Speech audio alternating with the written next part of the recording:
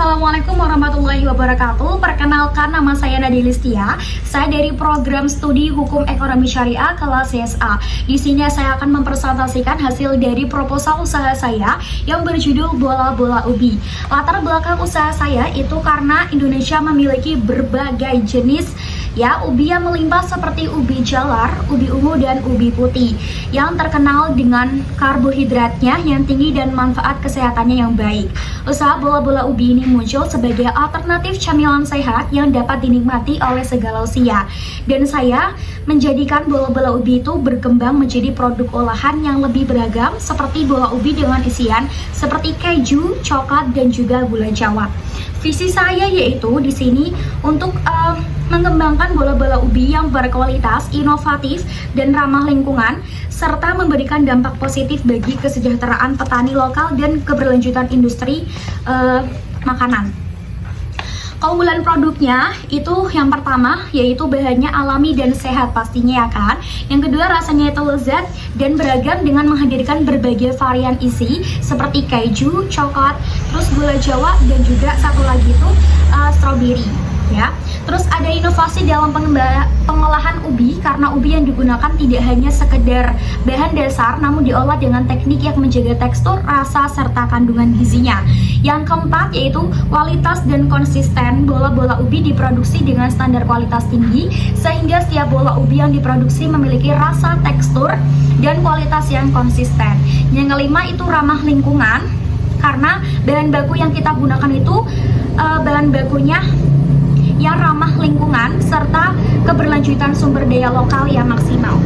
Keunikan di pasaran kita ada 3. Yang pertama, camilan sehat dengan sentuhan tradisional dan modern. Yang kedua itu kita memiliki banyak varian isian seperti keju, coklat, dan juga gula Jawa.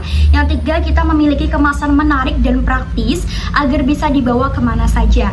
Cara membuat bola-bola ubi itu sangat gampang sekali. Yang pertama, kalian kupas dulu kulit ubi, lalu cuci dan kukus sampai matang.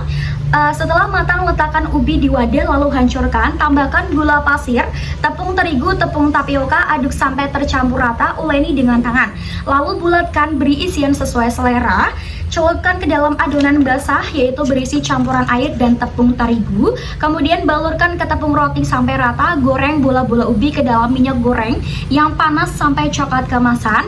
Yang terakhir itu tiriskan menggunakan tisu. Bola ubi siap dihidangkan. Pemasarannya itu kita ada 2. Yang pertama, karakteristik atau segmen konsumen itu kita ada 3. Usia, pendapatan, dan gaya hidup. Usia itu kita rentang usianya itu sekitar 15 sampai 45 tahun yang cenderung menyukai makanan ringan atau camilan. Anak-anak juga menjadi segmen yang potensial karena bola-bola ubi bisa disajikan dalam berbagai varian isian yang menarik. Terus yang kedua ada pendapatan. Kita pendapatnya itu dari pendapatan menengah ke bawah hingga menengah ke atas karena harga bola-bola ubi yang terjangkau dan cocok untuk berbagai kalangan. Terus yang ketiga gaya hidup, karena konsumen yang peduli dengan makanan sehat atau memiliki preferensi pada camilan yang menggunakan bahan alami seperti ubi yang dianggap lebih sehat. Terus ada target geografis konsumen, itu kita ada 3. Yang pertama, lokasi utama di kota besar. Contohnya di Pekalongan itu kan banyak banget ya pemukiman dan pusat perbelanjaan serta konsumen dengan daya beli yang lebih tinggi. Terus ada area kampus juga, banyak mahasiswa yang menyukai camilan ringan, terjangkau dan mengenyangkan. Hal ini sangat potensial. Terus yang ketiga bisa di pinggir jalan raya, banyak orang lalu lalang mencari camilan untuk dibawa pulang.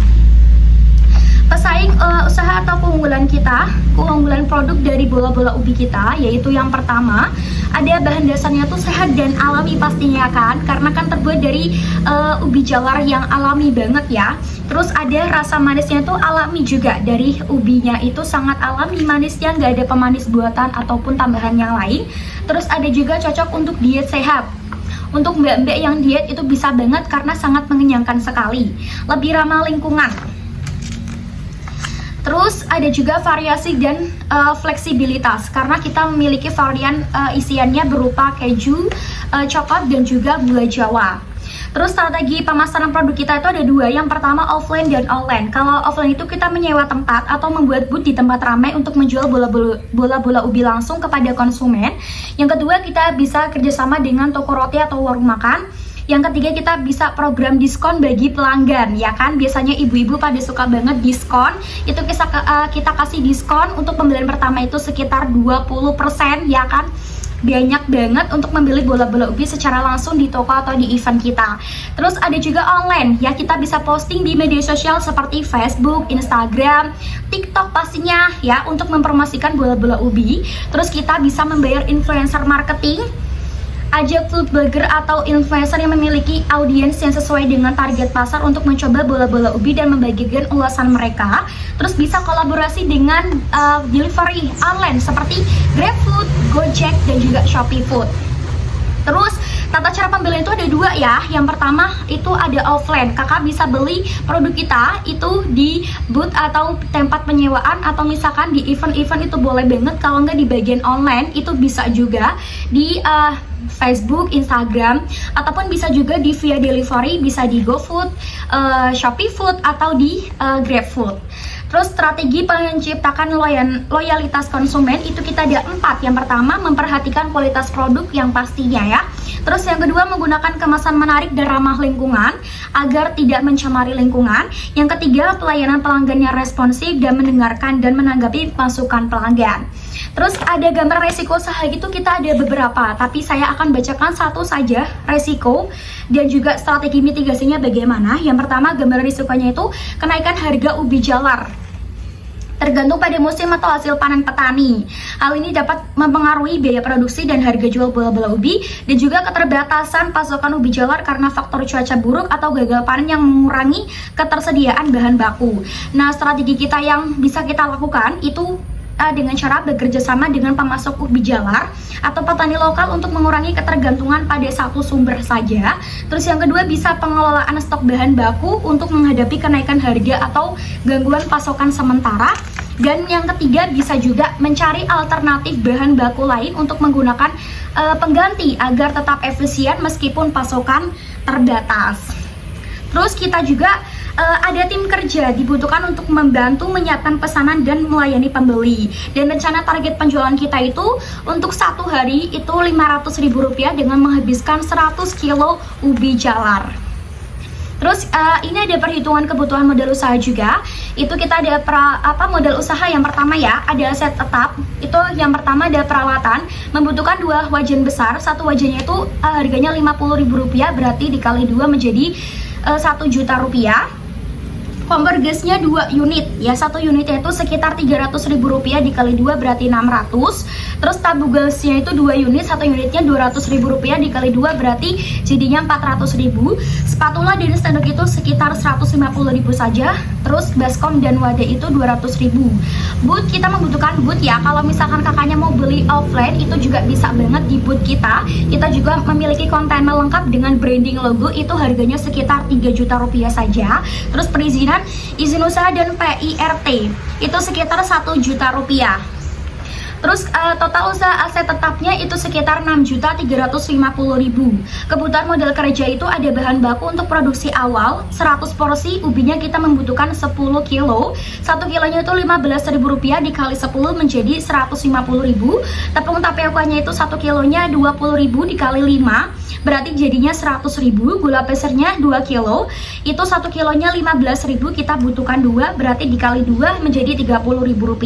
Minyak gorengnya itu 5 liter, 1 liternya Rp18.000 dikali 5 Rp90.000. Keju bloknya kita menggunakan keju blok yang premium, jadi harganya Rp50.000. Dan juga coklat toppingnya kita menggunakan Toblerone, jadi harganya Rp50.000. Kemasannya itu kita ada wadah plastik itu sekitar 100 pieces, ya, karena untuk produksi awal itu sekitar Rp50.000 saja. Biaya tidak tetapnya ada gas LPG 1 tabung itu Rp200.000, listrik Rp100.000, transportasi untuk bensin, ya kan, membeli pengadaan bahan baku itu sekitar Rp50.000. Terus biaya lain itu seperti promosi awal offline dan online itu sekitar Rp300.000. Berarti total modal awal, ya, saya membuka bisnis bola ubi itu Rp6.350.000 ditambah Rp1.170.000 berarti cuma Rp7.520.000. Penutupnya Pengembangan usaha bola-bola ubi di masa mendatang akan sangat bergantung pada diversifikasi produk, inovasi pemasaran, serta peningkatan kapasitas produk dan perluasan distribusi. Fokus utama adalah menciptakan merek yang kuat dengan diferensi yang jelas, serta membangun hubungan yang berkelanjutan dengan pelanggan melalui pengalaman positif dan peningkatan produk secara terus-menerus. Di sini ada harapan saya, yaitu membuka usaha, membuka cabang dan berbagai daerah agar semua orang dapat mengenal dan mencicipi cemilan sehat yang terbuat dari ubi jalar, serta membuka lapangan pekerjaan bagi semua kalangan. Mungkin itu saja proposal usaha dari saya. Kurang lebihnya mohon maaf. Wassalamualaikum warahmatullahi wabarakatuh. Bye bye, terima kasih.